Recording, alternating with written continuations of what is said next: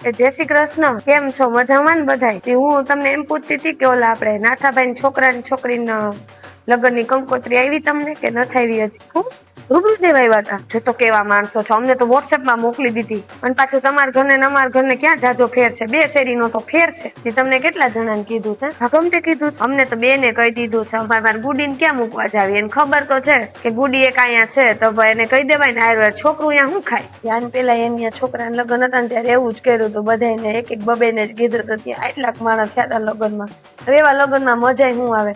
આપણે અહીંયા ગમે ત્યાં કંકોત્રી લખી ને તો હા ગમતે આખું ઘર પહોંચી જાય, 3 ટક થાય ને. હું આપણા જણમાં જ તે બુદ્ધિ નહીં, જ્યાં હું અહીંયા બધાને હા ગમતે તેડાવે. લ્યો હવે એને 2 ને કહી દીધું, શું કરવાનું આપણે? પાછી એને ભાભી તો મને માર્કેટમાં ભેગી થઈ શાક લેવા, મને કે બધાય આવી જવાનું જ લગ્નમાં હો. મેં કીધું આવી જ જાય ને, તમે 2 ને કીધું છે, તમારે નહીં આવવું પડે કીધું. પછી કીધું મારે ગુડી ને તો હાલે, એ તો ઘરે એકલી હશે ને તો ભાત વઘારીને ખાઈ લે. અમારે જો હમણાં ગુડી ની વાત હાલે છે એટલે એના લગ્ન નક્કી થાય ને એટલે મારે ને તાર ભાઈ ને ભલે બાંધવાન થઈ જાય, પણ આ વખતે ઈ કોઈને હા ગમતે કેવું જ નથી. એક ને જ કેવું છે, ભલે પછી જી થાવું હોય થાય.